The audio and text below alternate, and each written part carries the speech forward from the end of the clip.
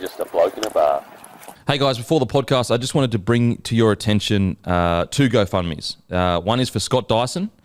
He is a police officer that was shot in the tragedy last Sunday, and he's currently in critical condition. We're raising money, well, I say we, but his family and friends are raising money to help with his medical expenses and everything going forward. He's still in critical condition, incredibly brave. As a policeman, only 4 or 5 months into the job, he ran towards the danger rather than running away from the danger, and so he's currently in critical condition. We are, all thinking of Scott, and also I found out from a close friend of his that he's a bloke listener as well, and even if he wasn't, it's an irrelevant thing. But it just to know that a man like that, we have some very loose connection by him being in the bloke community, is an absolute honour. Absolute honour to know a man with that bravery, would be a part of this community. So links in the show notes for Scott, and we wish him all the best, his family all the best recovery possible. And also link in the show notes for Jack Hibbert. Jack is also a police officer, and Jack was also shot.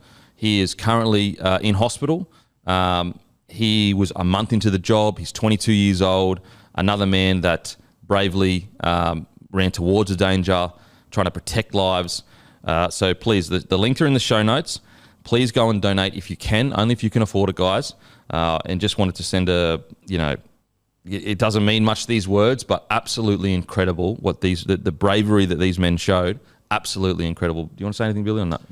Oh, I would echo what Chris Min said the other day. These blokes got shot in the front, not the back, running towards the danger to protect others. So literally unbelievable courage and heroism. I can't even wrap my head around it. And give what you can if you can. Yeah, absolutely. Just incredible bravery. So we send our best wishes to his family, his friends, and obviously to both men. And all our best wishes to all the stories coming out about the bravery. It is just like the words can't do it justice, guys. We try and put the words around and try and measure it correctly, but it just wouldn't. Incredible bravery. Link will be in the show notes, guys. If you can donate, please help both of these young men. Scott, he actually found out that he was a father only a few days before this whole ordeal as well. So a massive thank you for their sacrifice. Welcome to another episode of Pack Her Up, boys. This is the last podcast of the year, guys. We've got the big fella Billy Darcy on the show to wrap it all up. How you going, mate? Feeling good. Huge tools down energy on this side of the desk, Kempy. Yeah. This is my last podcast appearance for the year. I'm wearing my beautiful Lowe's Christmas shirt. Yeah, like that. You have not joined me. Apologies, I didn't get the memo. Oh, look, I'm a neckbeard by trade. Yeah, of course. Yeah. The hottest neckbeard I think I've ever seen. I mean, that's a little bit of cultural appropriation if you're claiming neckbeard, I got to say. Hang on a sec. I'm deep in the culture. Are you claiming neckbeard just through pure hours logged? Yes. I don't. It's kind of like I'm not neckbeard passing. But I am a neckbeard. So Would you say you identify as a neckbeard? No, I am one. So for example, I don't look Chinese, but my grandfather happens to be Chinese. Okay. So I do have that blood in me. Yes. And his grandfather was known as the tallest Chinaman known. When he came to Australia, they called him the tallest Chinaman. That was my great grandfather, the tallest one. You've got some interesting grandparents. I've been on this podcast twice, and I've heard 3 stories already. I've got my father's side, which is Dar. He's the one that ripped his ring finger off because he wouldn't take it off in the war, World War II. Was he the rat of Tobruk? No. So then I've got that's on my mother's side. Yep. And so he's not my biological grandfather, but he's the only one I ever known. I think I've only met the biological once, and he's the one with the Chinese heritage. He was born here, but I think his father had half or whatever. Just to give us some closure on this, if we could. Yeah. Are you looking me in the eye right now and telling me that any guy, no matter how hot, no matter how much sex he has or how many Brisbane Broncos caps he may have to his name, if he plays enough video games, he can claim neckbeard status? I think I can. Look, I'll go toe-to-toe with any neckbeard when it comes to the knowledge, the culture. I think the neckbeard is more than just a look, mate. Well, I've actually got the neckbeard going, but I don't have the knowledge that you have.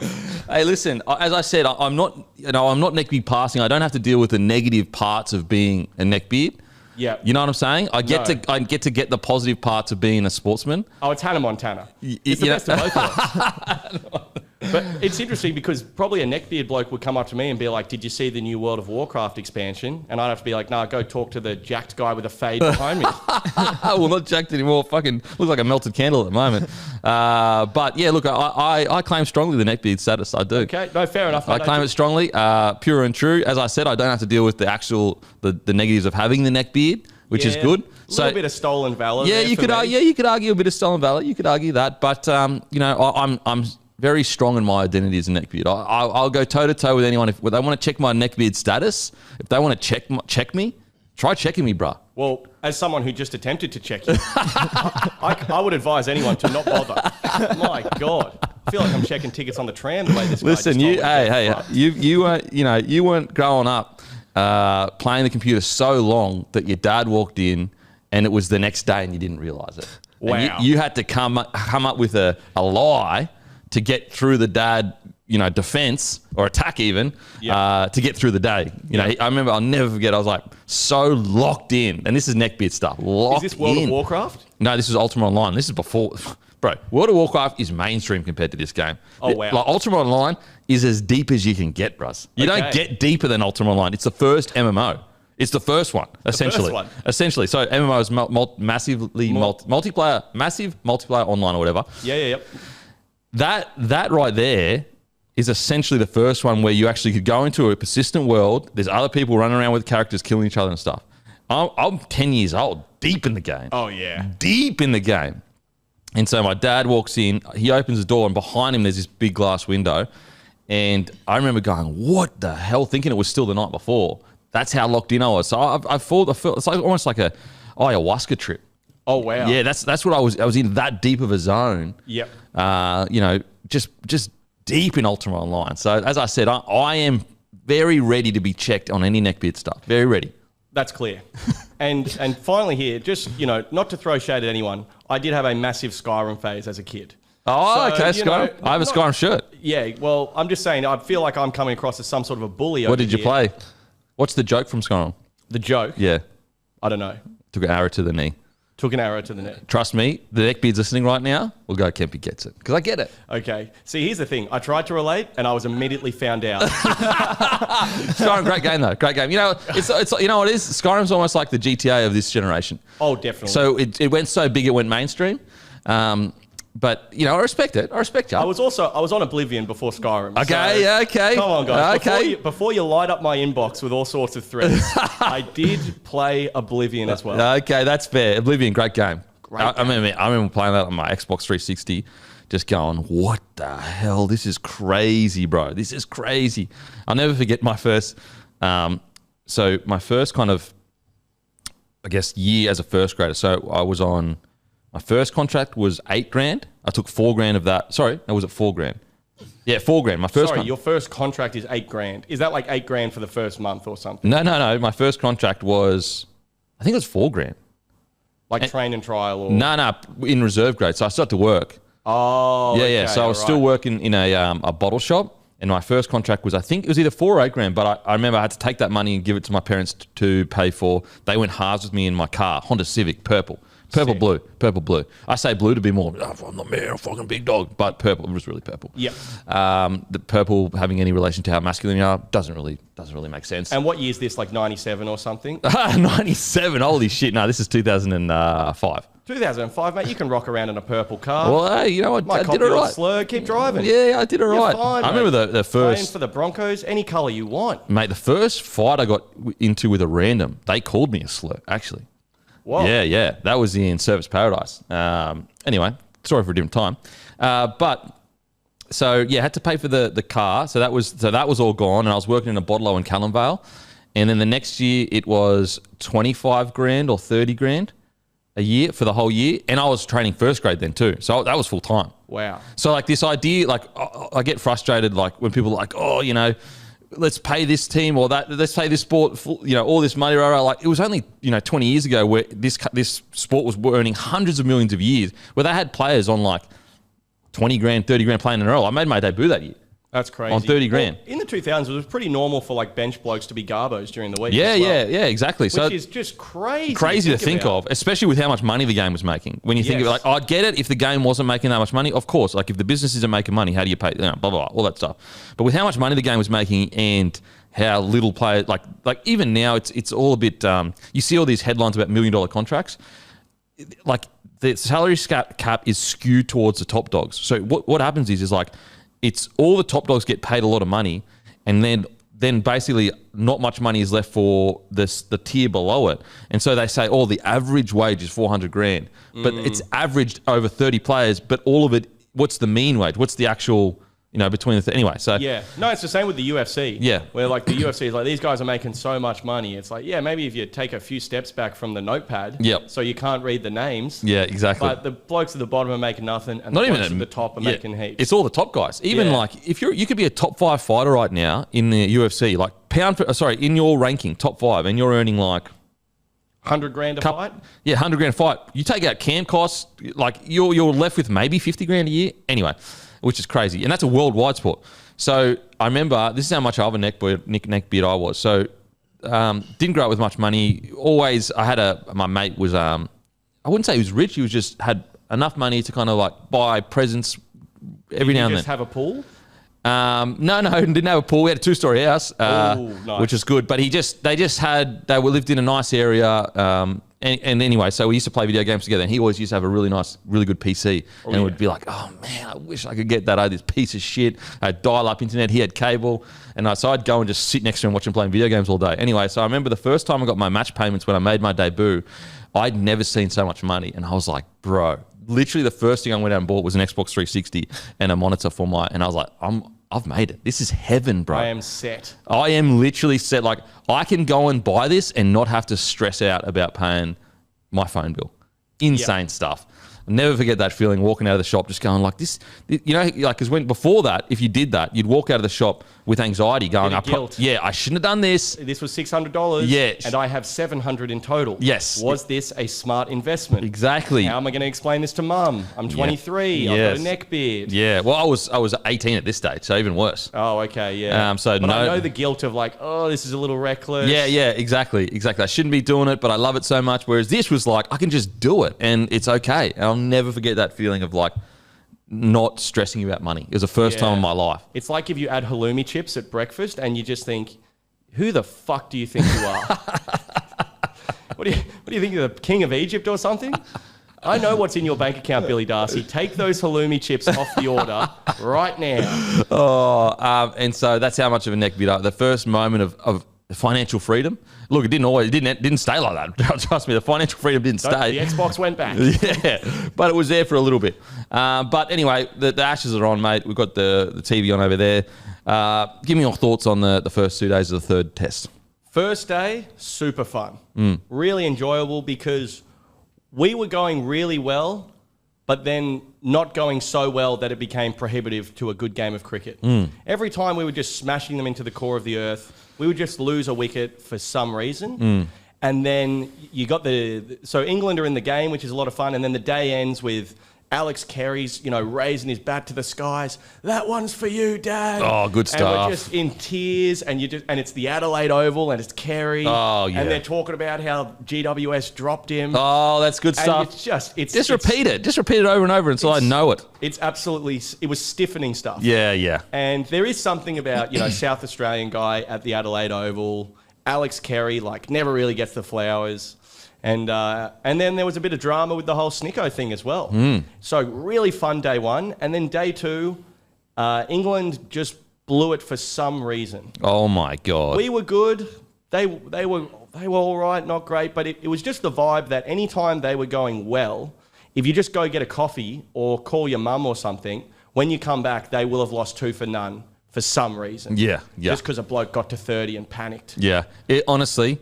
I can't, look, I will say this is the first innings. Is that what you call it for a day? It's an innings? 4 innings. Is there 4 innings? Yep. 5 days. So this is the first innings where I will say, I actually just think Australia, this is obviously yesterday with the bowling, I actually think Australia just were unbelievable. I actually don't think England was that bad with the bat, other than Pope and a couple of others, but mostly compared to the other tests. Australia were unbelievable bowling. And I tell you what, watching Paddy Blue Eyes, Nathan Lyon, Stark, Boland, just Boland, the handkerchief Boland. He's bowling on a handkerchief. Like, how are you doing that, Russ? How are you doing that? Watching those boys just fucking get after it and give us high quality cricket as an Australian. You just go, I know it's too much to ask if you're not from Australia, but this is what we expect as Australians. Just the best of the best. Anything less, you might not be in the side next week. That's how I guess, ruthless we can be. And the boys delivered. Holy shit, it was good to watch. Mate, Scotty Boland, Kerry O'Keefe almost fell out of the freaking commentary box on KO because they did that graphic of where all the balls were being bowled, and they were all in that tiny square just on off stump, to the point where Kerry O'Keefe was just pissing himself, being like, this is laughable. Yeah. You know? And look, we bowled well, but England, this is the highest level of cricket available on the planet. You've never seen a bloke bowl well before? I don't know. Well, they don't practice, so. Yeah. Well, maybe I guess they didn't have some bloke called Pat Cummins bowling at them at whatever pub they were at in Noosa. Unfortunate. But yeah, we'll say just quickly, Stokes brings up his 50 playing old school cricket, that's great to fucking see. Yep. You know, you've been doing this whole fucking baseball thing for 4 years, and said when the game's on the line in Brisbane, you go, nah, I'll just play conservative cricket. Then you come out here and you go, yeah, fuck you, I'll play conservative cricket again and get 50 as well. I tell you what, if I had called my 10 teammates weak dogs after the second game, I'd be staying out there as well. You can't get a duck after the spray he just launched. He is 50 for 159. I think, honestly, Stokesy, he's outsmarted them all because he's just started playing for the next coach. Yeah. When the next coach comes in, he's going to be like, mate, these blokes are crazy. I told them to stop with this baseball shit. McCullum's a lunatic. I got to say, I reckon that there's a bit of a rift between Stokes and McCullum. I reckon he is almost doing a silent protest with this style of batting in the last 2 tests. Well, something's going on. Because why is he so different now compared to everyone else? Like if he was the one pushing this baseball for the last year, let's just say 12 months, or the last couple of tests, he would almost be the biggest dog in history to go out there and then go, well, I'm going to back conservatively now, but all you keep doing baseball. Yeah, it's like almost he's got his own team meeting and then everyone else is in another room. Yeah. Going, let's just fucking go for it. The problem with the baseball is it's just the same solution to every question. And Australia, we ask a lot of different questions, Kempy. Yeah. It's not just the same question over and over again. And, sometimes maybe Brendan Doggett's bowling bumpers and you want to try and hit him over cover for 6 or whatever. But other times, Pat Cummins is running in at the Adelaide Oval, bowling absolute seeds, and you just got to try and get through it. Yeah. It's freaking 41 degrees. Pat Cummins is a human. He can only bowl 5 or 6 overs. Just try and get through it. Crazy. You just got to try and get through it. It's like Jamie Smith yesterday. He was hitting away and he looked pretty good, but you knew he'd get out soon. Yeah. I got to say, let's talk about the Snicko then. Snicko. Oh, yeah. It's bizarre how this technology that started as just good for TV, for watching for TV, has now become relied on to make these calls that are testifying, could be testifying in multiple situations. I will say, though, I'm with you. Snicko, not good. Archer just belting us around for 6. That sucks. That fucking sucks. I will say, I understand that the Snicko in regards to Smith getting out, it was bizarre, it was weird, all that good stuff. I'm with you. Was it 50-50? Sure. But the umpire called it out. Aussies went up as well. And Smith didn't walk the last time he fucking got out, and he belted the shit out of the ball pretty much. I think we fully got him out the first time when Khawaja caught it. And they were saying it came off his helmet, but it also hit his glove. No, but I think that in that one, Khawaja actually, they didn't go to it. This is how shit the Snicko is. They should have just said, oh, don't worry about the Snicko. I think it did actually bounce before it got into his hands. Yeah. But the other one, hard to tell with it's hard to tell. However, the Carey one, I'm okay with the Carey one being a 50-50 call, but I actually thought he did have his glove under that. I really do. I did as well, yeah. Because I just think, why didn't it bounce up? The thing is, when you got your hands under the ball on grass and you zoom in it's always going to look like a blade of grass touching the ball. 100%. Because grass, your hand's going to be pushing that grass down. It's the same with rugby league when it's did he have downward pressure? And it's frame by frame. It's who the fuck knows, Is the ball touching the grass? Yes. But who knows?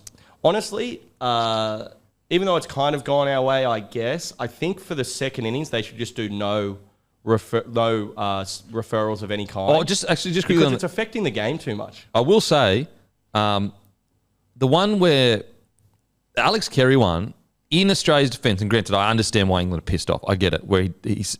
But in our defence, the fucking third umpire said he said I can see clear, I guess, space between ball and bat. So he didn't even fucking, like, the snicko was acting all weird, but the third umpire didn't even say it. He literally just said, visually, I can see space between ball and bat. Yeah, but I think the problem is that it's kind of like when I'm terrible at video editing, and sometimes you see a Billy Darcy clip go up and my mouth is not matching my voice. I think that's what's happening with the snicko. Oh, for sure. But what I'm saying is like people that are fully just like, no, he hit that definitely. It's like, well, there's obviously two ways you can look at it. You can look at it, the audio and also the visual. The visual side of things, the third umpire said it missed.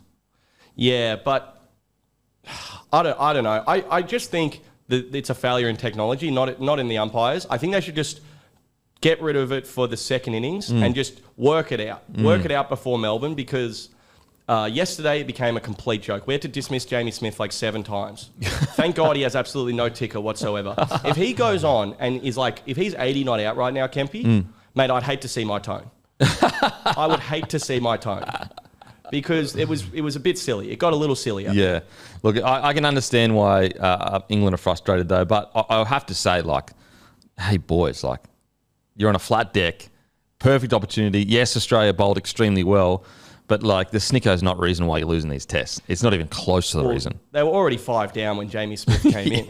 They're already under the absolute pump. I tell you what, Kempy, Jofra is batting at the moment. Can we just suck off Jofra a little bit for a second? Fucking unbelievable. Can we glaze this bloke up for a little bit? Because copped a lot of hate after the second test. Correct. Look, rightly so in my opinion. You can't be rolling in the last fucking over and carrying on like that, in my opinion. But I think he's been outstanding. He's been outstanding, but everyone was saying, oh, well, is he going to do it on day one? Where's all this energy on day one?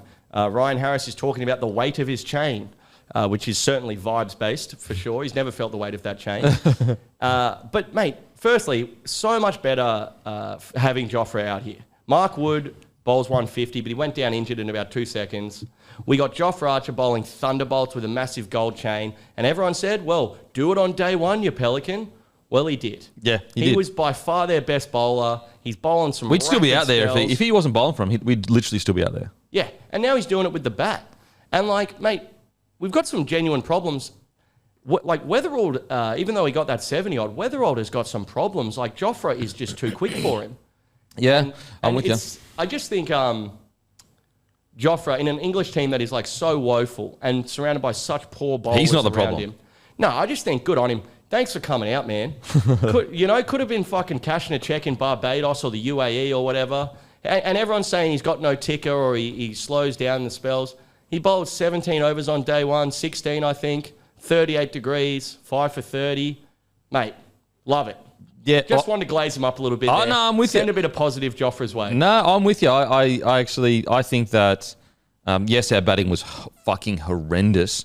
However, if you're looking at problems in the England side, Jofra is like so far down that list. If you don't have Jofra as an Englishman right now, you guys are fucking terrible bowlers. Like right now, their bowling without Jofra looks like reserve grade stuff.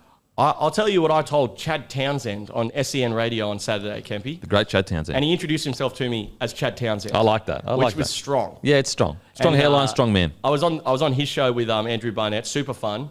And, I'm not a former athlete, and I would never talk negatively about an athlete's performance. It's not my place. I've not played at that level. Having said that, I think Bryden Cass is the worst bowler England have ever brought out in my lifetime. This bloke is absolutely fucking woeful. Like, and Stokes keeps backing him as well. He has no idea where the ball's going. It's crazy. His bowling has been so inconsistent. And that's why I grant our batting was fucking terrible. However, Archer to get, what was it, 5 for 43, I think. 5 for 43. Any time you're getting 5 for 43, regardless of how bad the batting is in a test, you've got to give him fucking credit. Oh, of course. You've got to give him all the credit in the world. Especially when, like, the beauty of the Australian lineup is we got multiple cunts putting pressure on you all the time. Oh, yeah. Every time, Lyon, even Cam Green, when he came to the came into bowling, Stark, Cummins, anytime you're getting bowling, you're under the pump. For England, anytime you're getting bowled at, you're not under the pump until Archer comes up and does something about it. And even if you face a tough Archer over and you leave the first 5, get one off the hip, you get down the other end, you go, all right, good, keep going, this is tough. Yeah. This is tough. And the umpire just goes, Will Jacks is going to come on Billy, right arm over. And you go, okay, let me just see where my family and friends are sitting in the stands, because I'd hate to launch a ball their way. My cousin has a newborn, and I wouldn't. That sounds pretty dangerous. And you're just thinking, which part? It's like bench warmers. You better put a fielder up in those mountains in case kabam. Like, it's so right. Is that Jofra is just such a one-man band. Like right now, like imagine, put it this way: imagine if we took Archer and put him in our bowling attack. With the support that he gets. Not to mention the cultural diversity. My Lord.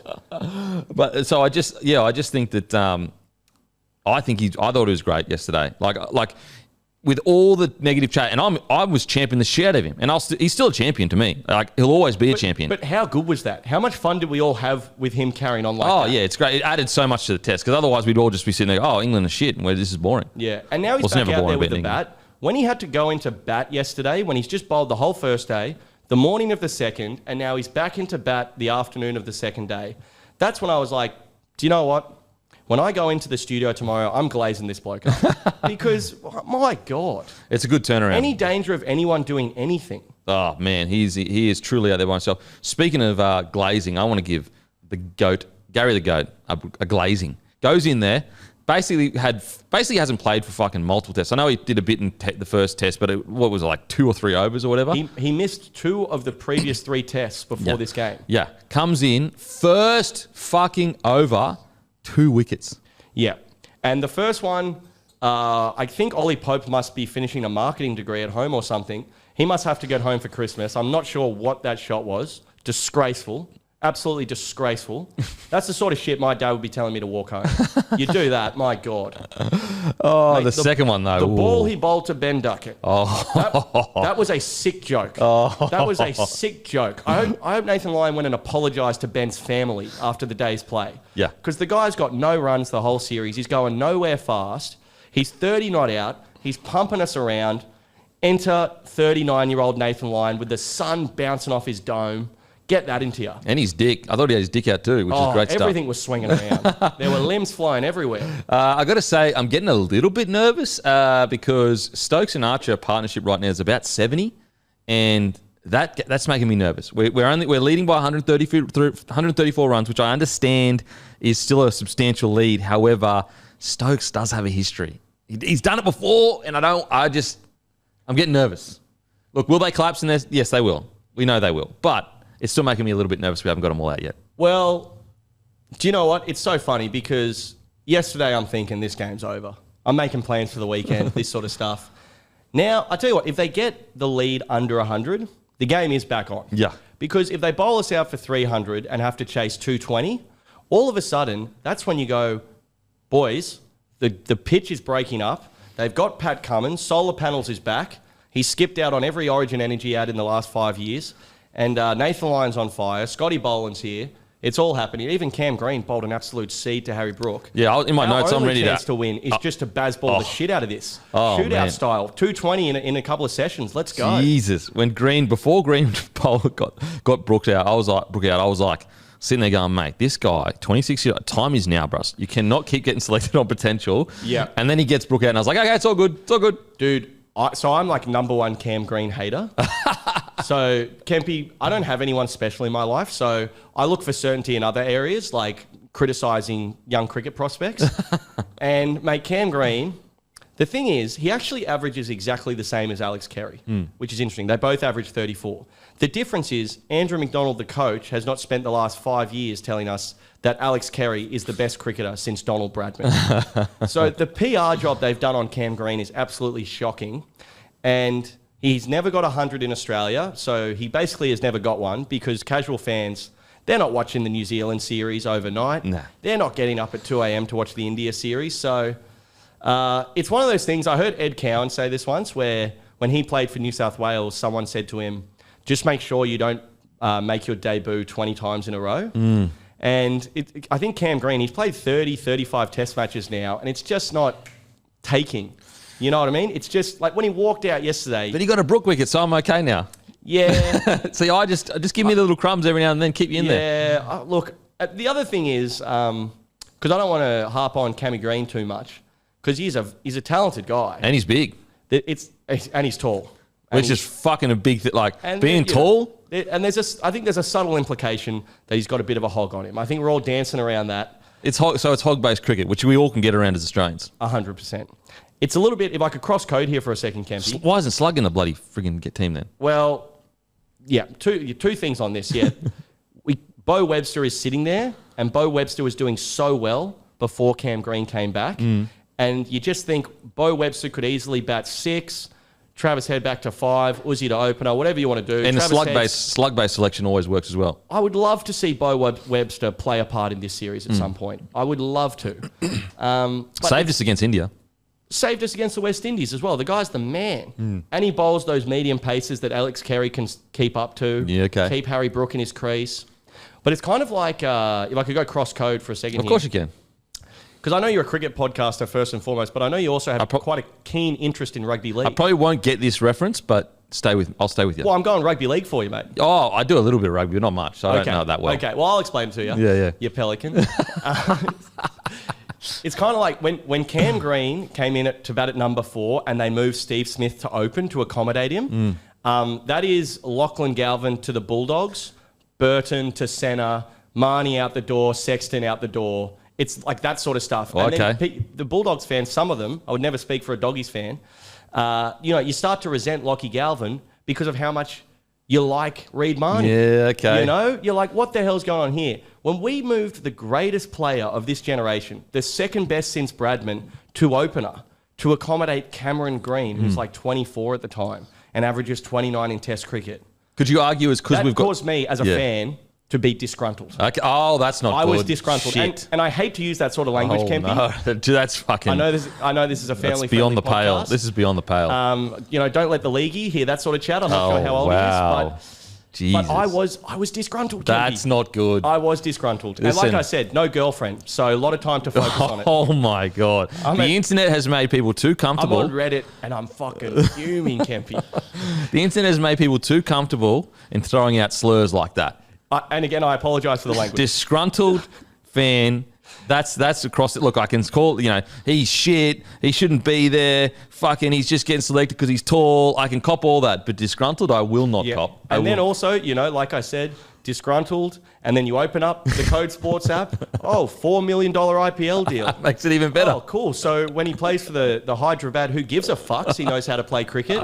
But when he puts on the freaking green and gold, and it's just opportunity after opportunity after opportunity. And in a side where we've got Bo Webster waiting, Steve Smith to come back in, Campbell Kellaway, the young opener, we've got selection problems. I like Cam Green in the side, but I'd like to see Bo Webster in there as well, maybe. And also, and we'll move on after this because I don't want to be too mean to Greeny. Can we get some clarification? He got the wicket of Brook yesterday, and that was awesome. Can we get some clarification on how much he can actually bowl? Because the whole thing is we need him to bowl sort of 10, 12, maybe sometimes 15 overs a day, but 10 to 12 a day, 2 6-over spells. He comes on after tea yesterday, one before the break to break up his spell. Can he actually bowl these hypothetical 12 overs? And if he can't, are we having a look at Bo Webster? Are they easing him back in, maybe? But, well, what is this, the Cam Green daycare program or the test side? Like, what's going on? I just feel like we've got this guy on some sort of an unlimited apprenticeship, and there are other players. Like, I look at Bo Webster and I go, there's no growth needed there, above or below the waist. Which I like to hear. We love to hear, because Bo Webster, he's 30 years old and he's a ready-made product. He's a shower and a grower. He's a shower and a grower. and I like his bowling. His batting's tough as nails. And so I do think if Greeny doesn't get some runs in this second innings, because we've got him batting at 5, mate. The guy's got up to 4. Now he's 5. And Andrew McDonald, I don't know, but he's got eyes for Cam Green. He's got eyes for Cam Green. Okay. I don't know what's going on, but he's just a bit of a darling of the current coaching setup. And, I mean, how do you make no runs at 6 and get promoted to 5, Kempy? I don't want to use the D word again, but stuff like that. Don't do it. No, I won't say it. Don't do it. But stuff like that's how I feel, Kempy. Yeah, okay, fair enough. You got to, we always say, just get your feelings out. Don't bottle them up. I will say, is there any chance the reason why Cam Green got brought into the mid order is more because we're so weak up top rather than replacing Steve Smith? Well, I guess, yeah, you're sort of robbing Peter to pay Paul. Yes. Like, move Travis Head because our openers are weak. Because we've struggled for openers for fucking years. Yeah, like you could even argue in this test we're struggling with openers. No, definitely. And I think it is better to get... And if you get off to a good start, you give Cam Green a chance at 5. Yeah. So I actually do see that, okay, to be honest. Yeah. Even I'll wipe the fog from my windscreen for a second here, and I will listen to an opposing perspective.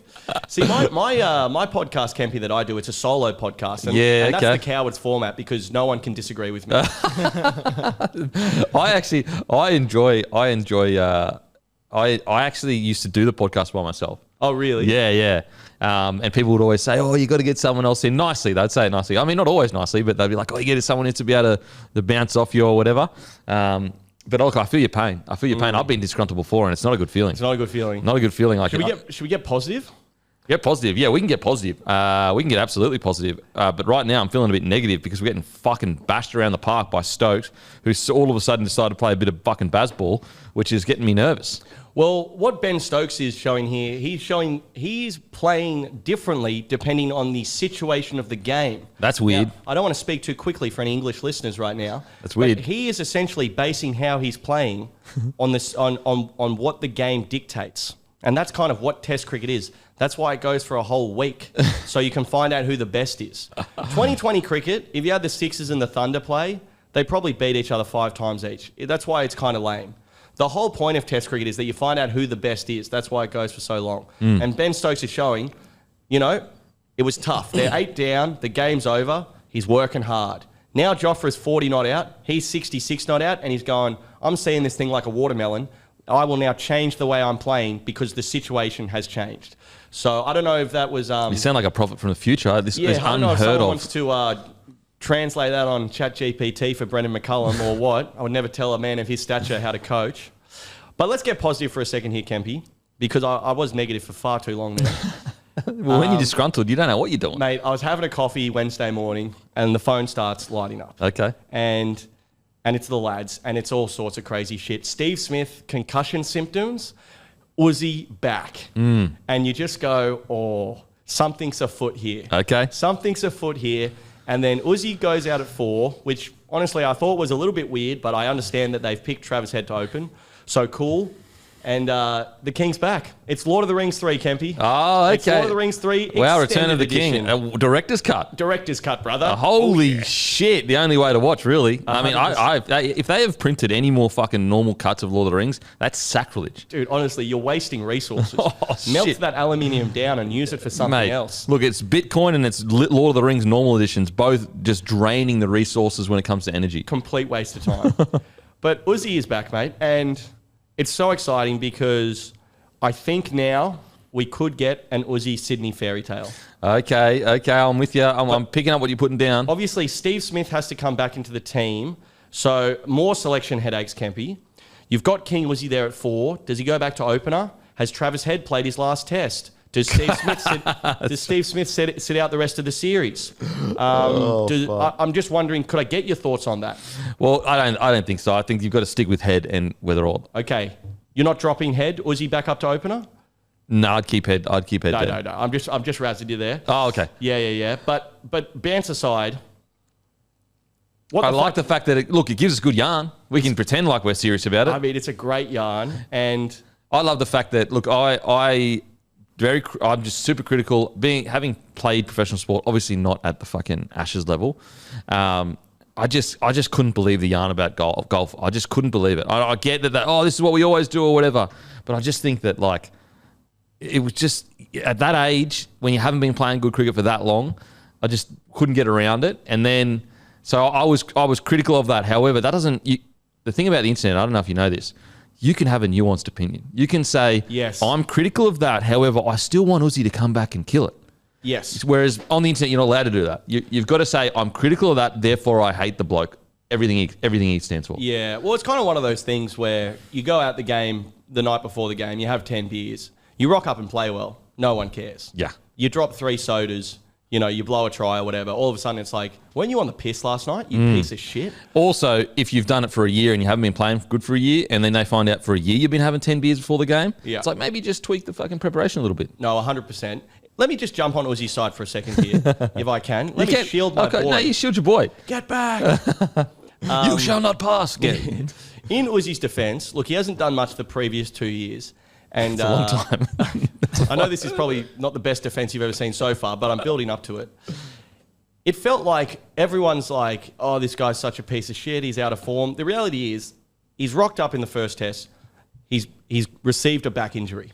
However that may have come, his back's no good. He goes out there on one leg. He receives an absolute rip-snorting delivery that almost took his head off, and then didn't bat again, didn't play in the second test. And everyone's like, yeah, see you later. I personally would have picked him for Adelaide as just you get one more. Let's see. Hasn't he already had his one more though? You think? Well, so my argument would be Perth was his one more, and he never got it. Okay. He never got it. And here's the thing: is I think these guys are playing shitloads more golf than the public realizes. I think behind closed doors, Andrew McDonald and all those guys, I think they are a lot more sympathetic to Uzi's injury than the general public. The thing with that though is like, you can do whatever prep you want if you're winning prems and dominating like a lot of these guys have. Like, most of these boys, Marnus, he actually got dropped. So I don't know whether he's a golf guy, but most of these guys have been in good form, winning most things. You could poke holes here and there in it. Whereas the problem with Uzi for me is just like, it's been a long time since you've played well. I know in Sri Lanka or whatever, the 200, I get it. I just think that I just go, okay, in rugby league, if that was a guy struggling for form, 6 months into it, he would have already been told to change his preparation. Yeah. He would already been told, like if you found out, he's playing video games till 12 o'clock the night before, he would have already been told, mate, put the fucking video games down. Yeah. Let's try something different. And I think that's where with Uzi and the golf thing, I go 38 years old, form not great. 39 now. Back spasming, the actual, like actually saying back spasms is like... It's an old man injury. Yeah, it's like the worst thing. You would have been better off saying he pulled fucking a rib cartilage or some shit. Yeah. I will say, if we win this game, I think 82, an unbelievable innings. Great innings. If we win this game and it's 3-0, hasta la vista, Uzi. Yeah, okay. I think thanks for the memories. See him off in a good way. Out boy. I think 39, you weren't supposed to play. You've come back in. You've had a good knock. I would move on. Yeah. And I would get, Smith would just come back in, and I'd probably bring Webster in for Inglis. Yeah, okay. Especially with Alex Carey batting like this, my God. Oh, God. But look, I want to be clear, though. I want Uzi to have his moments. Like, I think that the years that he wasn't in the test side is just like a travesty almost. Like the fact that so many years, and granted, I know we don't have to pay him, well, not we, but he shouldn't be paid back forever for that. But I want the fairy tale ending for him, because the amount of times he has saved our ass. Like the last time he was under the pump to stay on the side, he got called in and did similar things where he fucking 200s in a row or whatever. Yeah. And so I want Uzi to come in and kill it, because, geez, watching him when he was in the flow, it was toey stuff. Dude, and this is why he gets criticised for being lazy, just because he makes it look that fucking easy. Yeah. People think, he's not digging in, he's not trying hard. It's like, mate, that's just called flair. That's called a bit of style, Yeah, a bit of style, a bit of substance, baby. But honestly, if I was Andrew McDonald and we're going to win on day 4, day 5, I'd say to Uzi, hey, mate, we're up 3-0. You're 39. You've done awesome. Thank you so much. You're not going to play again for the rest of the series. So if you want to announce your retirement now before the game's over, feel free. And have this moment. Have the moment. Yeah, that's fair. I think he does deserve the moment. Because the thing is, when you get wheeled around on the back of the Toyota Hilux and you're waving, it's good, but it's not as good. Yeah, you want to be playing and walking off playing. Yeah, I'm with you. Not like going around in the back of the Hilux, you're wearing like a t-shirt and a blazer. You're like, I never wear this. Yeah. I'm not a t-shirt blazer guy. I'm a fucking smacking sixes over the fence guy. Yeah, and people are like, what's going on with Uzi? Is he sick? Yeah. And they're like, you know what I mean? It's weird. Yeah. So I think, but of course Uzi, it's like a UFC fighter, it's like a rugby league player. They're just going to play until you tell them not to. Yeah. And keep cashing it in, because it's not like it's not like other stuff where you can take a break for 2 years and come back. Yeah. You never, ever get to do it again. Nah. So I don't blame Uzi for just going down with the ship. But if I was Andrew McDonald and we win this game, I would probably have a chat with him and just be like, mate, if you want to have that moment, that's just letting you know that that's probably what we're looking at. Because 39 years old, series dead, looking to the future. Yeah, there's no need. And also, there's a good opportunity to end it on a really high as well. You know, if he goes 82 and then he goes, I don't know, hit the winning runs. Yeah, 70 to 80 there, like it's a fairy tale, literally a fairy tale ending. Yeah, he wouldn't hit the winning run, sorry, but yeah, he could walk off a winner. Yeah, and plus we will have won the Ashes this test. Yeah, so it's a pretty good one. And also, I was so glad Uzi just got that 82 because.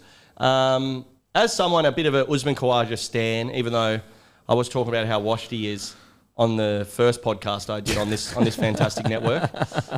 As an Usman Khawaja stan, I understand people saying he's too old. Don't give me this shit that he's bad. Like, he's still a gun. He got 70 on in the Sheffield Shield. If he goes back into the Big Bash, watch him just kill everyone. Yeah. He's just old. People are like, oh, he's bad or whatever. Like, we could see this is the Ashes right now, and he got 82, and he looked bloody good doing it. Yeah, and he was under pressure too. He also was dropped on 5. So I know it's a cricket thing. I don't get that stuff. Well, you explain it to me. So in cricket, blokes want to be like, he got like 100. Blokes just want to cut everyone down all the time. And it's always, everything has an asterisk. Okay. So it's like, yeah, he got 230, but he was dropped on 7, so he really got 7, this sort of stuff. And it's just when people want to construct a narrative. Blokes who want Uzi out the door are saying he got dropped on 6. Okay. Blokes who want him in the team are saying, I didn't see that. But like, for example, we never go, you know, a ball missed the stumps by a millimetre. Yes. You know what I'm saying? Like, it's I don't get the mindset. I hate all that shit where, like, there is no luck. There's only what happened. It just happened. That's what happened. Anyone's saying, oh, Alex Carey got lucky yesterday with the Snicko. Yeah, I guess he did get lucky. But at the end of the day, 2 years, 3 years, 700 years from now, it's going to say Alex Carey 103. And also, it's not going to say a sentence underneath saying there was an issue with the Snicko. I think the bowler's end. It's just going to say 103. Yeah, and also those things are roundabouts. Next to Uzi. Those things are like roundabouts. Like, yes, it's worked in Australia's favour here or whatever, but think of the calls that have worked in England's favour. You know, like it's all bullshit. Yeah. It's like when a UFC fighter says, "Oh, I was actually injured in that fight." And it's like, okay, well, it says that the other guy knocked you out in the second round. So once you cross that line, there's no excuse. Yeah, there's no excuses. Yeah. There's no luck. Yeah. So it's a bit of a cricket thing. I have found it interesting. I just like, as being a rugby league guy, I know. I tried to razz you a little bit earlier and just dance around you a little bit, and you're going, "What the fuck's going on here with the whole no footy stuff?" But I am a rugby league guy. Yeah. If you weren't aware, the World of Warcraft T-shirt. Yeah, exactly. You're straddling a lot of worlds, my friend. Yeah. Well, you know, I'm very cultured. Yeah. Now, I think that I was just shocked at the amount of people that go, "Yeah, dropped on 5 though." It's like, and I don't understand it. Like, what? Like, yeah. So it's like almost like going, he scored a try, but the guy missed the tackle. It's like, yeah, he missed the tackle. Fuck, he scored a try. What are we talking about here? It's exactly the same thing. I don't understand it. That's a great metaphor, yeah. I don't get it, bro. Yeah, it's just people using certain moments to suit their own narratives.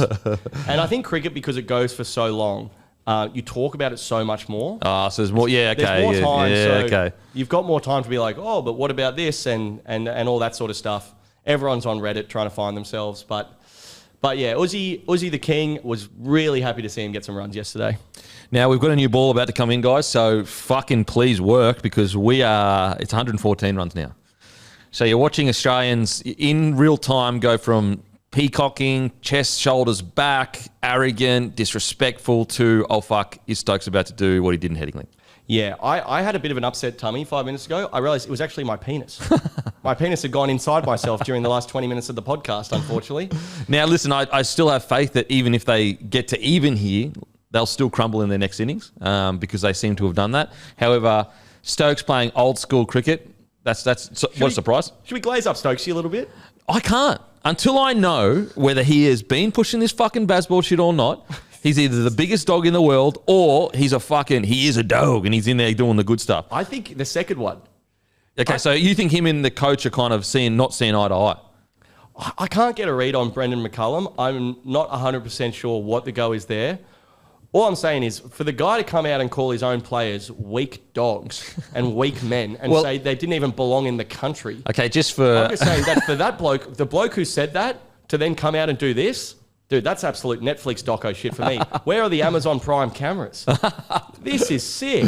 Oh, for people that may not have heard the quote from Ben Stokes and are assuming he actually called them weak dogs, He said they were weak men. He said there's no room for weak men in Australia. And there's no room for weak men in my dressing room. And then he clarified it kind of and said basically there's no weak men here or something like that. Like, yeah, it softened the blow slightly. Yeah. I got to say,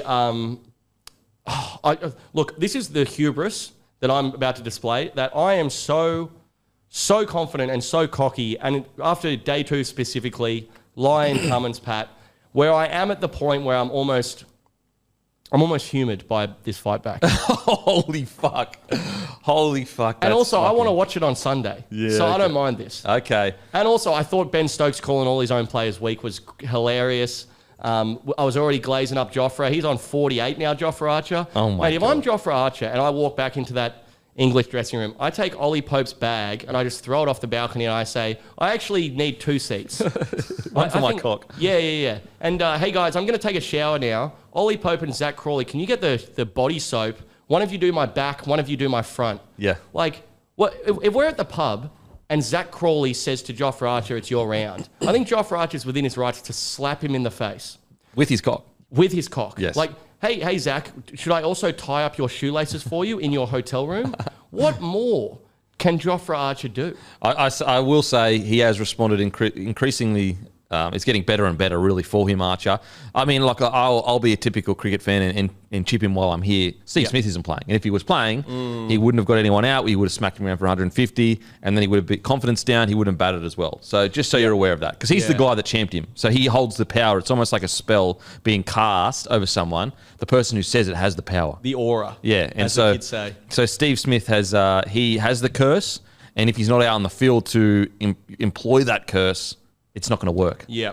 One more thing I'll say on the makeup of the team, Kempy. I am still against Travis Head opening.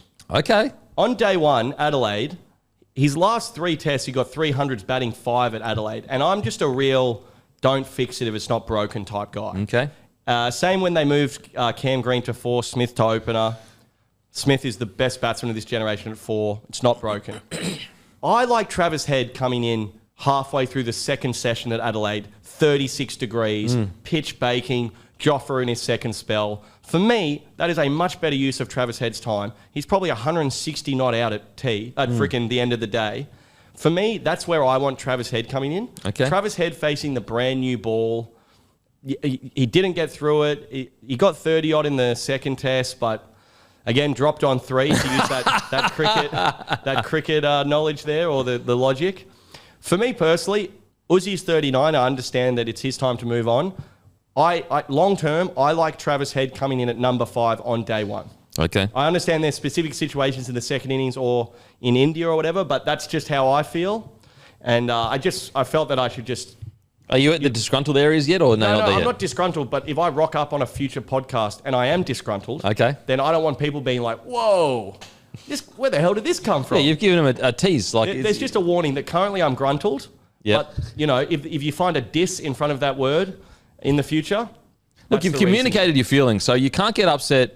You can't sit there and go, oh, you didn't tell us that you were feeling this way. You've given us said, look, I'm about to be disgruntled. I'm not there yet, but just so you know, the warning's out there. The warning signs are there.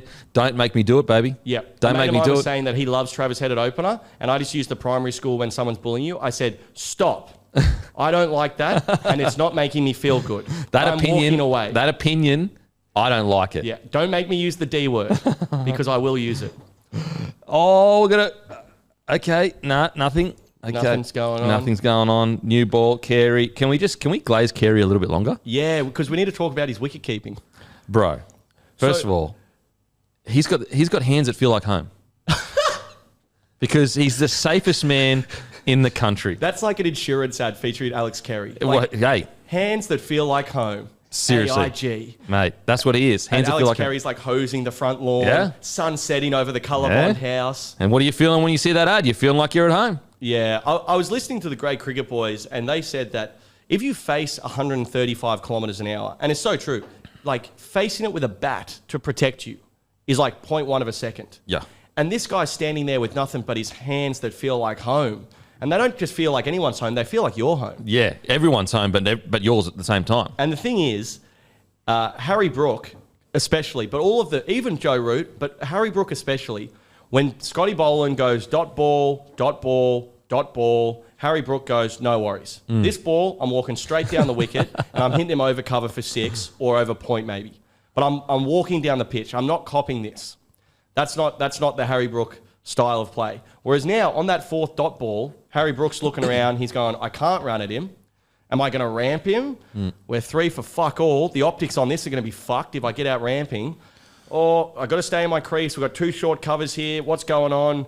Oh, shit. My front pad's been blown off. You know? So Kerry completely changed that second test by coming up to the wickets against Nisa and Boland. And wicket keepers, they don't get celebrated enough because you say, oh, Alex Carey got 3 catches today. But what you should almost be saying is, hey, Alex Carey didn't make a mistake for 7 hours straight. That's the crazy thing, yeah. That's the crazy thing. Yeah, I looking at it from just a sporting perspective, look, I won't say anyone can make catches. I'm not saying that at all. There's obviously a skill involved. It's the fact that you've been standing there like this for 4 hours, locked in the zone, like locked in. Locked in. More locked in than bowlers, because bowlers get to walk back, ease in. Like, I'd argue that I'll say as locked in as bowlers. And in the 5th hour of the day, you're diving and making a mad catch. Like, and you are standing up close to the wickets when there's rockets being fired at you and you've fucking been sitting there for 4 hours already. Like, in 38-degree heat, the mental toughness to do that shit is fucking insane. People can't, in rugby league, we can't stay concentrating for 80 minutes. And granted, I understand it's a more intense kind of sport. This is 4 hours of being locked in the zone, watching a fucking red dot fly across your vision. Yeah, and like taking caught behinds up to the stumps, the one he took off Nisa when Ben Stokes nicked it. So you got a ball at 137 kilometres an hour, deviating about 30 centimetres in front of your hands. And he's taken it. Craziness. Like shit like that where it looks great. You go, Nick, and you go, oh, sick. If you actually just pause the television and think about what the fuck he's just done, it's an incredible level of skill. The catch yesterday where it hit the bat, the pads, and like popped up, and he was quick enough to go, and then get the catch. Like, bro, it's just crazy. Alex Carey for me, like, I still would have Stark just ahead for player of the series. Now, granted, I know we've still got a long way to go. Yeah. But I think Carey's there or thereabouts for player of the series. I really do. Oh, I would 100% agree. Yeah, he's been so good. And like, what's crazy is he's also been unbelievable with the bat too. He fucking, I wouldn't say he saved us because we won by 8 wickets, but in the last test, he was unbelievable in his partnership. What did he get, 60 or something like that in his last? Yes. Like 60 and then 103. He's essentially our best batter. And also, you want to talk about that dog or that dog, whatever Ben Stokes is referring to in these super aggressive post-match interviews. When Alex Carey gets runs, it's because Australia needs runs. Yeah, so true. He gets them when we need them. Yeah. And that's why you look at Bo Webster and you think there's a guy who on multiple occasions came and did the job when we needed him to. And it's like what Ben Stokes is saying, that they're good when they're losing and they're good when they're winning England. It's the in-between moments where the game's in the balance. When we're 5 for 140 and Alex Carey's at the crease, he goes on and gets 80-odd. Yeah. And the game's on the line. Like, that's the moments where you think, Alex Carey, that's unbelievable. And you know, Green and a couple of the other players and the English players, you think, they're the moments between like a good player and a great player, you know? Yeah. Far out. We just saw Stokes. He got 4 there, but geez, he went straight. Look at that. Oh, fuck me. So close. Mate, if Stokes gets a ton here, this is one of the great knocks. He's batted for about 4 years. It makes me angry, though, because he's doing it in a way that everyone's been saying to do for fucking a couple of years now. Mate, I said it, I think, on this podcast, but literally everything my dad taught me about cricket in 2001, if he went into the English dressing room and just told them what he told me, I think they could probably win the series. Like, it's all shit like in How to Play Cricket 101 for 10-year-olds. Yeah. Like, don't do massive swings early. Don't try and hit sixes when you're on 11. Like shit like, if the ball's on the stumps, block it. If it's outside off and it's a good ball, leave it. You know, shit like this. It's just, and they've just got a little bit big for their boots. And I think it's okay to play differently in different conditions, in different situations. You know, if I'm on a date with a chick who's got all these cool little hand tattoos, the stick and pokes, maybe I don't tell her I'm a massive horse racing fan. I think it's okay to play different situations differently. Different strokes, different blokes. Yeah. Nup to the cup. I agree, babe. Can we make out yet? Oh, did he get hit in the nuts again, or is that from last time? I think that's last time. Oh, that's last time. Yeah, look, the Stokes situation, like, I want to enjoy it, but I need to know the answer. Are we watching one of the great dogs all time do something great, or are we watching just a fucking absolute dog do something great? If it's the latter, I want to get on board to a degree, obviously not to beat Australia, but do well, make it interesting, and then we fucking pound you after. But if it's the first one, I'm like, you're the biggest dog in history, you don't deserve this. Because if he is going out there and he's been going to the boys, boy, Bazball, attack everything, then he goes out and goes, nah, I'm just going to defend for a fucking 180 balls. And then he comes back in and goes, Ollie Pope, what are you doing, you clown? Idiots. What are you guys doing out and there? Ollie Pope's like, you specifically told me to hit everything I could. Yes, that's where I'm on the fence in regards to, I don't know. I want to enjoy it, but I can't yet because I need to know what's going on. Mate, you might need the break between the third and the fourth test because you're getting a little bit of beautiful mind with the whole Bazball thing. Oh, I'm deep in it. You're talking about the difference between dog and dog. Yeah, and there's a... You got the whiteboard out. No, what are Ben Stokes' intentions? Because I need to know, because I'm not going to give a man glory that doesn't deserve it. Fair enough. He's the captain. Now, listen, if he wasn't the captain, there'd be no question because I'm like, all right, he's one of the boys. He's just doing his job. Doing his thing. He might. Whereas the leader, the almighty leader, and also the architect of this whole aggressive style, I'm sorry, I can't give the glory until I see it. Now, just purely on what he's doing right now, it's fucking look. It's the reason he's a Kiwi. Let's just put it that way. This is the Kiwi in him coming out. Let's be real. All their best players are part Kiwi or South African. Yeah, let's be real. That's where the dog comes right from. now, it's Kiwi. It's a Kiwi version of Stokes doing this. Oh, yeah, it's the Silver Fern. Yeah, it's not the English side. Line. Do you think this whole era of English cricket would be different if Brendan McCullum's first name was Ian? Maybe. If you hear that a bunch of blokes are coming over playing Ian ball, are you scared? Yeah, look, I'm not. That's so true. Hey, we got Greg Ball coming to Australia. You go, I think we're going to smash these blokes. Now I will say, talking about Bazball, and I won't cop this shit. So Stuart Broad left a comment on someone talking about is Bazball dead, and Stuart Broad said the players never said that it was Bazball. Listen, I'm actually a fan of Broad up post cricket. I think he's been fucking hilarious and definitely. However, no. You don't get to walk away from it now, bros. If it wasn't a thing, you would have nipped it in the bud 4 fucking years ago or 3 years ago. Don't come around now and say, well, actually, we never actually said it ourselves, so it's not a thing. No. You don't get to do that, bros. Yeah, and it's a lot of scapegoating because it's like England lose, but the title on the podcast episode is Bazball routed again. Oh, it's almost excuse. like the ideology takes the blame. Oh, yeah, it's a get-out card. It's like Ollie Pope, how has he still got his spot in the side? Because they blame the ideology. They blame the system behind the decision-making. Yeah, and it's basically a get-out-of-free card. It's basically implying if we played boring cricket, we would beat you. That's the implication underneath it all. Well, yes, you're so right, Kempy. There is this underlying tone of like, we could do that. Yeah. And if we chose to, then obviously the results would speak for themselves. But we're doing, we're transcending something bigger than just Australia and England. But I think... Just quickly though, you know what? I'm going deeper in the Ben Stokes situation. That's why he's playing defensively right now, because they can say, look, we played defensively, fucking towed you up.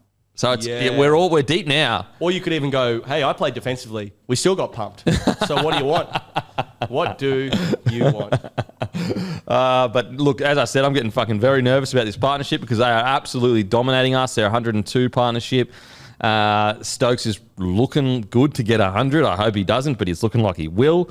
Game back on. Weekend back on. Absolutely. Do you get into the Big Bash at all, Kempy, or is that a bit too much after the full 6 hours? Listen, after 6 hours of trying to learn a new sport, I don't know if I've got the bandwidth. And also, when you're in the deep inside the video game culture, deep inside rugby league culture, allegedly, sometimes I am, sometimes I'm not, obviously. Yep. And now I'm deep inside cricket culture. I don't know if I've got more culture in me. Yeah. You know what I mean? There's only so much culture that one man can take. Very, very little room for your son there in that equation. A lot of time on Reddit for the great man. Oh, he's got an iPad. He'll be fine. Yeah. iPads race the kids these days. Yeah, anyway. Don't, mate. I tell you what. You know what? You don't realise how much of a pussy you are until you have a kid, because everything scares you once you have a kid. How so? You're just scared of everything. You're scared of fucking iPads. You're scared of TVs. You're scared you're scared when you go to the park. You're scared about him jumping off the fucking 3-meter thing and diving onto his head. You're scared of everything because you're like, I don't want anything bad to happen to something that I cherish this much. Yes. Yep. You become a true pussy, but at the same time, not, because you stay in it. You stay in the game. You're just in it, yeah. But before, you're just like, I don't give a fuck. Who gives a shit?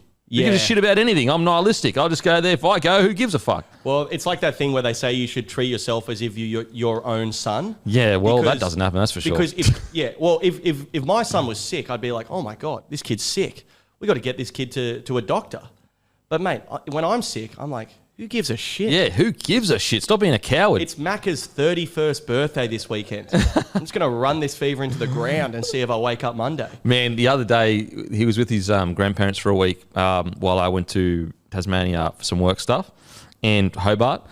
And he had to say goodbye to them. And he is like crying his head off. Bro, I felt so fucking bad and guilty. I'm like, I'm ripping this child away from his parents. And I was like, hang on a sec. I'm his parents. What's going on right now? Yeah. But it was the same feeling. And I was like, far out. Like, all these things that if I was upset about something leaving or whatever, I would never give a fuck about. But when it's your son or your daughter crying about not getting something, being upset, it like devastates you beyond belief. Yeah, that's interesting. I guess when you're that young, it's a real what have you done for me lately business. Yeah. Like if you dropped him off on Thursday and you pick him up on Sunday, he's thinking, who's this? Yeah, really. I've got Nan and Pop here. It's an absolute sandwich extravaganza. Absolutely. Ice cream's coming out the wazoo. Yeah, and they think they're sneaking it. I know. I try to keep sugar out of his hands. They think that they've got the fast one over me, bruz. Oh, really, Nan? You didn't give him any paddle pops? Yeah. Well, he's climbing the fucking ceiling fan right now. Yeah, and so also what's that about? his face has gotten a little bit chubbier. Well, did that just happen, or what's going on there? So listen, you got to let him spread his wings when he goes with them. But I will say, I did find out weights are for betas after having a child. And I'll tell you why. Weights? Weights are for betas. Going to the gym is for betas. Okay. Because what is the most masculine thing you can do? It's rearing a child, correct? Sure. It's the most masculine. Let's be real. Rearing a child is the most masculine thing. Repopulating the earth, filling up our armies for the enemies of tomorrow.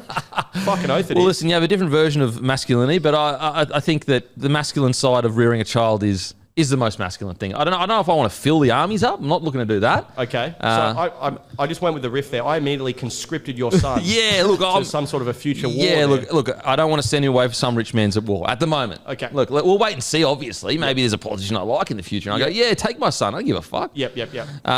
Depends if his birthday gets called out. It's the whole thing. Yeah, it's a whole thing. It's called the Hunger Games, which we're heading towards in a fast fucking train.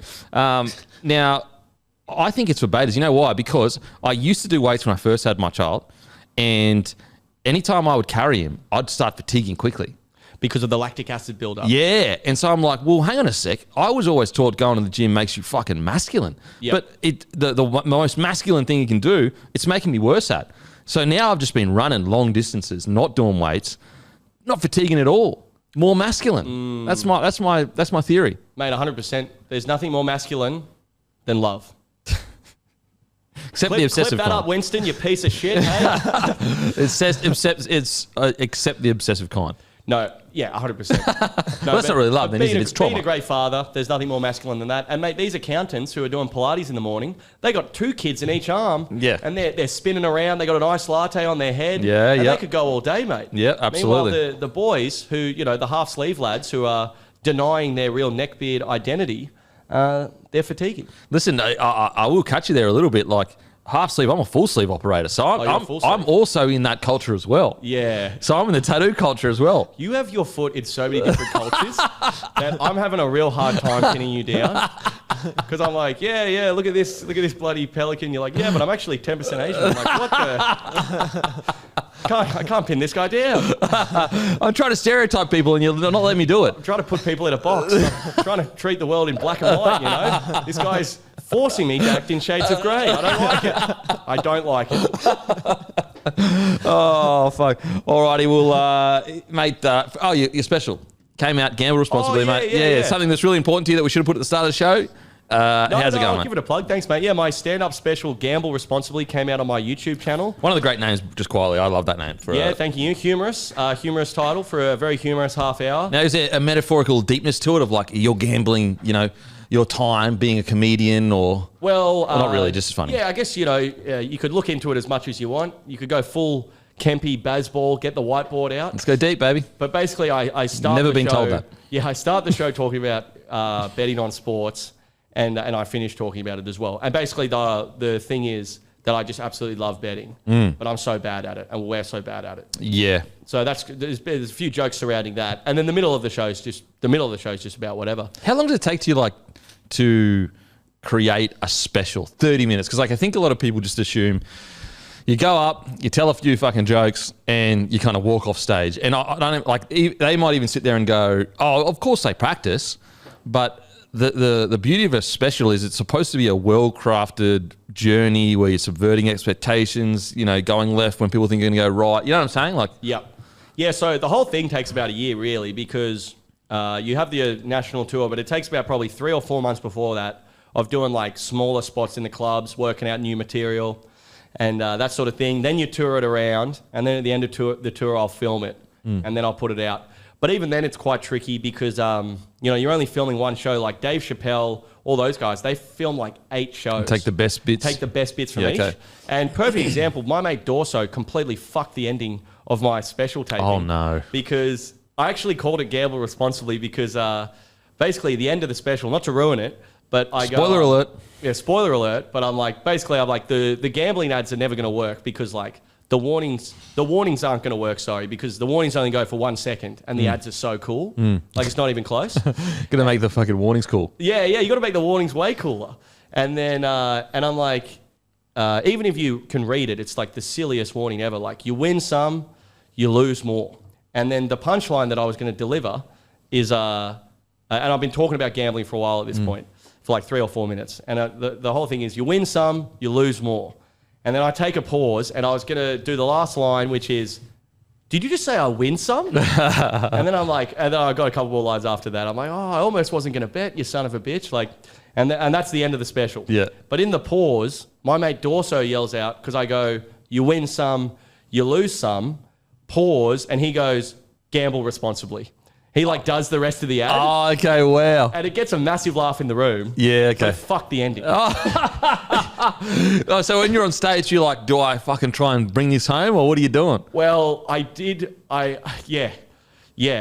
Basically, there was some very creative editing. Go check out the ending. Okay. There's some very creative editing. It's free on YouTube too, guys, so you don't have to pay for it. Just Billy Darcy YouTube channel. But yeah, my editor made her money on that one. Wow. Because my mate Darcy had about 11 schooners. And fucking Darcy. Fucking Darcy. It gets you every time, the dog. Gets you every time. Yeah, it's not the first... very Ben Stokes area, really. Yeah, well, he did call me weak after the show as well, which I thought was probably a little bit much. Is he the Ben Stokes of your friend group? Really good bloke when he's good, but when he's bad, fuck. Yeah, 100%. High highs, low lows with Darcy. No. But yeah, so a bit of creative editing at the end there. And also, Darcy and Darcy, great partnership there. Oh, it's a nice little radio duo, isn't it? Yeah. Darcy and Darcy driving Sydney home. Yeah, yep. That double D, we baby. Got Jason Derulo on Kiss 106. Get out of here! Stokes! Sucked in! There you go. You've never been good. You've never been good. Yeah, you got 83. Yeah, you dug in, but you didn't dig in enough. Oh, my Lord. Yeah, was I shitting myself for the last hour? I was, but now you're out, so it doesn't matter. Starks.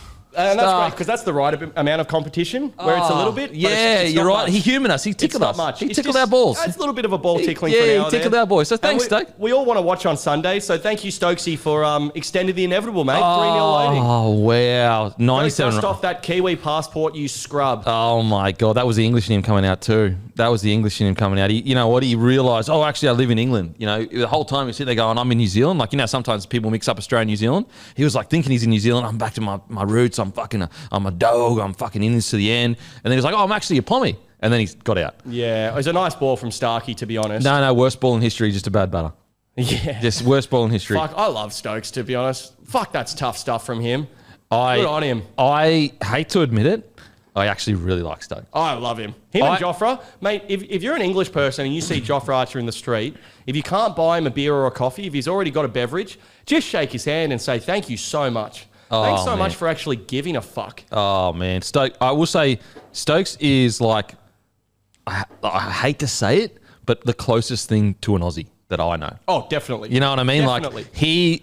if he was in the Australian side, he would suit what we're all about. It was one of those unpopular opinions from the KO thing that someone said, I wish Stokes was Aussie. Oh, yeah. Look, Yeah. I can sit here and try and lie, guys, and get all patriotic and all that good stuff. You guys know how much I love this country. But I'm not going to lie to you. He has a bit Aussie about him. Yeah, it's a begrudging respect. Yeah. And look, to be honest, our cultures are relatively similar, England and Australia. I tell you what, though, I was telling the story about the rats of the Tobruk last time we spoke. I went and watched this documentary. You know what? People need to watch this doco. It's only 20 minutes long, so it gives you a really quick, succinct story of what happened. Why Nazis are terrified of Australian soldiers, but not the American or British. Type that in. They got all that in 20 minutes. Well, it's the Rats of Tobruk story. Oh, awesome. And it does directly to relate to that. So with the Rats of Tobruk, I don't want to spoil the whole thing, but the British and the US had a certain style of military, and the Germans had basically learnt about it, studied it, knew the rhythms of war or whatever when it comes to them. And what Australia did, I won't spoil it, you've got to go watch it, guys, it's fucking incredible. They essentially changed night warfare. That's how far I'll go with it. I won't spoil it. It's fucking unbelievably interesting. And when you hear, like I already knew what happened with the Rats of Tobruk in a kind of broad sense, but when you hear the details of why it happened, the details of really, Stark again? No. It's an incredible. Make sure. Also, they're going to review. They're going to review the stakes. Because if they lost to Tobruk, that would have opened up Europe. It was everything. Honestly, it could have changed the entire war. Like it could change the entire world. And the tactics that I don't want to spoil it for you because I want you to have the same moments that I had listening to it, going, holy fucking shit. I can't believe this thing's only 20 minutes. Give me freaking 7-hour-long episodes. I want to go and watch a whole documentary and read a book about it because this 20 minutes, like, bro, it's like it's a movie. If you watch this in a movie, you would say this is too far-fetched. Wow. You'd be like, oh, come on. This is all like these heroic stereotypes about Australians being fucking tough and dogs and willing to fucking go the extra mile. That's how hectic the story is. It's fucking amazing. And also, like, just I know that we are, I wouldn't say we're a nanny state, but we're quite a regulated country. However, it does really call back to our anti-establishment culture as Aussies. Yes. Very much like, dress casually, don't tell me what to do. Is the word larrikin being thrown around? No larrikin, but there is very much like, why do we wear thongs and, footy shorts everywhere? Is it all out?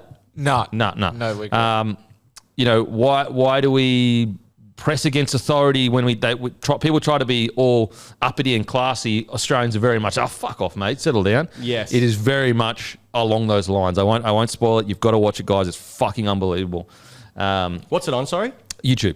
Oh, sick. So, you know what? I'll just send it to you. I'll send it to you. It's, bro, you'd be, as an Australian, you'd just be sitting there going, I am the proudest I've ever been in my entire life. And it was the most awards up until that point, maybe it's changed since then, that Australians had ever won in a war. Like, really? Yeah, it'll just blow your mind. All right, we're done and dusted. Thank you. Fuck Matty. Always taking days off. Don't know why I give it to him. Just jokes. Enjoy your break, Matty. He actually works his absolute ring out every single day. It's also Christmas. It's also Christmas as well, which, who celebrates Christmas? Loser. Yeah. I'm going to grind him into the ground until he doesn't enjoy life anymore, What, they don't have internet in Bali? Start uploading. But yeah, I will say just quickly with Matty, like, think about all the content that gets released on Bloke. So like, and look, I don't want to toot my own horn, but think about, you got all the posts on Instagram, all the podcasts, all the different video, audio stuff. It's only me and Matty. It's only me and Matty. Mate, I texted him yesterday because I didn't know he was in Bali, and I said, like, is there a run sheet for this show? And he goes, oh, I'll just do it now. I'm not doing anything. And he sent it to me. And he sent it over from Bali. And when you don't know when someone's on holiday? Yeah. And you're like, oh, no, don't do it. Don't do it. I'm sorry. I didn't know I was interrupting your holiday. And he's like, no, I'll just do it now. Bro, he Even literally... from Bali, he's doing it. From Bali, and he fucking messaged me, goes, you probably won't need this, but I did it anyway. Legend. Like... Anyway. Mate, I got to say, I read up on Davey Marlowe. Is it Molo? Moala. Yeah, Moala. And going to the Storm. Jackson Purdue's training at 7. Man, I was ready to fucking go. Oh, you wanted league chat? Well, no, I if we've run out of time, we've run out of time. But I want to let the listeners know that had there been league chat, oh, okay, there would have been some fucking league chat. Wow. Okay. So almost like if you're on a date, you didn't sleep with them, but you're like, if we had slept together, fucking ready to rumble. Would have got rocked. Wow. Okay. You had work in the morning, so you had to leave. Okay. I'm just saying, let the record show that, Okay. You were ready. I was ready. Okay. Condom in the back pocket. Holy RE shit. Purdue at 7. Fucking Dommy's in the back pocket. Dommy's in the back pocket. Stay safe. They used to be my go-to. I like to if a party or whatever or banter was a bit down or whatever. Like it's like you've got a kick on or whatever, and there's like people everywhere, and it's a bit quiet, and just randomly yell out, "Has anyone got any dommies?"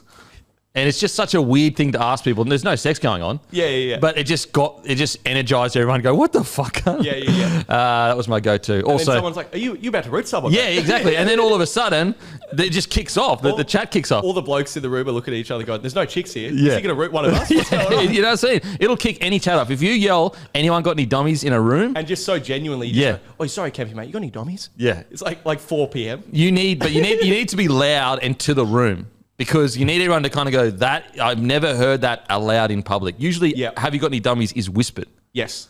You know what I'm saying? Hey, mate, you got any fucking dummies? There's this chick, she's keen. Chico, he's got any with you. It's always in whispers. Yeah. Dommy chat is always whispered. I think give it the respect it deserves. Safe sex is good sex. Ladies and gentlemen, this is Billy Darcy over the loudspeaker. If anyone has any condoms, please come to the front of the Ivy Bar. And my other one to break the ice is this is when I was younger. What you need, as if you need another one after the Dommies one. Well, this is so you know when you're in a trough at a nightclub and everyone doesn't know each other, but you just piss and it's all real quiet and awkward. Yeah. I would always go, oh, fucking razor blades. And it would just fucking loosen the mood a little bit in the toilet. But anyway, that's my escapades as a young man. Changed man now. Wouldn't do that now. No, of course not. I'm a father. You'd never even be in a nightclub. Yeah, I'm a God-fearing man. I'm a father. I'm a respectable member of my community. Oh, yeah. Wasn't a respectable member before. No. But now I am. But that's the good thing about being a bloke. You're allowed to be an absolute raving piece of shit for like 14 years. Yeah, of course. Have one kid, immediate rebrand. Yeah, and also you erase everything. And you get celebrated for it. Oh, yeah. You know, look at Kempy, turned it around. Whereas, like, if you're a girl and you did the exact same things and turned your life around, you are derived for it. Or if you're a girl and you're just being an absolute legend for 14 years, no one's handing out high fives. But, you know, if a bloke isn't a piece of shit for 10 seconds, they'll do a whole podcast about it. So, listen, different strokes for different folks. Yeah, it is. It's the way of the world, mate. It's the way of the world. Alrighty. All jokes aside, I'm a good bloke. Yep. he's change it to good bloke in a bar. Oh, but you know, like it's almost like the great line in the Game of Thrones. Are you a Game of Thrones fan? I've seen a bit of it. So really. You wouldn't know the line, but basically, I think it's Tywin Lannister says to his son Joffrey, it's all connected. Oh yeah. He says no king has to say he's a king. Yes. No good bloke has to say he's a good bloke. Yes. It's kind of like, you know what I mean? You don't have to say it. Yeah. It's other people that say you're a good bloke, bros. You don't get to fucking measure whether you're a good bloke or not. It's like on Big Brother when blokes are like, the thing with me, mate, is it's all about respect. Oh, yeah, of course. And it's like, only the most disrespectful kind of life would say Yeah. Listen, bro, the good bloke tag, it cannot be self-applied. Yes. It has to be applied by other cunts to other mates, and you never hear about it. Yeah. You could have known a cunt for 10 years. He could be your best friend. You've never heard him call you a good bloke, but he's been whispering it to your friends around you for years. And then, like, something bad happens in your life, and you're like, mate, fucking Robbo. He rates you, mate. He fucking rates you. Yeah. That happens maybe once every 10 years on a bender. No, 100%. Yeah, God. If blokes could call each other a good person before having 8 to 10 schooners, what would this world look like, Kempy? Be very fucking weird. Get that out over a coffee instead of bloody 8 schooners and God knows whatever else. You're sounding like a cat right now. I know. You sound like a fucking mate, a cat. I'm a 90s man caught in the 2025s or whatever. It takes me 11 beers for me to tell my best friend of 15 years that I like him. Yeah, that sounds... There's a lot of estrogen there. A lot of estrogen in that, mate. You need to just fucking settle down. Fucking tighten it up a bit. I know. Getting a bit emotional here. Embarrassing. Yeah, weird. Very weird areas. He punched me in the face. He didn't want to hear it. It's what you deserve. Of course. And also, he wouldn't punch you in the face if he didn't love you. Yeah, exactly. The good old, I banter with you because I love you. I tell you you're a piece of shit every day because I love you. I call you a piece of shit 7 times a day because of how good you are. Yeah, that's the whole fucking point, mate. Get with the program. Yeah, it is like that thing where if I'm not insulting you to your face, that's worrying. Yeah. If I'm not insulting you to your face, that means I'm doing it in 5 to 7 group chats. 5 to 7. How many group chats you got? That means I'm doing it via screenshots. How many group chats you got? Oh, mate, too many. I'm in group chats with blokes I haven't talked to in real life for 12 years. We all hate each other and we've still got it going. Yeah, and you're still going. See, I love a group chat. I have no active group chats. Well, you don't have an active life. Yeah, group true. chats, mate. When you power up the iPhone and you see 37 new messages in the group chat, something's happened. Yeah, I used to be a big group chat man when I was not a respected man in the community. Now I am, so I don't have time for group chats. No, fair enough. During the season, I got a group chat. It's just a bloke podcast. Yeah. Is that technically not a group chat because it's like work? Nah, it all counts. It all counts? Oh, yeah. It flies sometimes, usually when Matty's angry and he's saying things he's going to regret. And if the public ever knew, that he'd probably be cancelled. Well, that's the other thing. Group chats, Joking, it's kind Matty. of like screaming into the pillow type stuff. Yeah. Where you can put stuff into the group chat. Sacred. It's sacred. That you couldn't put elsewhere. Yeah, it's sacred. Mate, speaking of Dorso, my God, if that guy released a couple of the group chats we're in, I wouldn't be sitting here behind this desk. I'll tell you that for free right now. I don't know if I'd even be allowed in this building. Alrighty. That is us done and dusted. Thanks so much, mate, for coming on the show. Really No appreciate worries. it. Happy Christmas, everyone. Happy Christmas. Go watch Gamble Responsibly. You know what? We'll put the link to the Rats of the Tobruk documentary in the show notes because it's unbelievable. Thank you so much for the years, guys. We'll speak a little bit more about it when we come back, when the environment has changed a little bit in regards to what's been going on lately. But yeah, thank you and enjoy your break. Stay safe. I'll go fuck myself.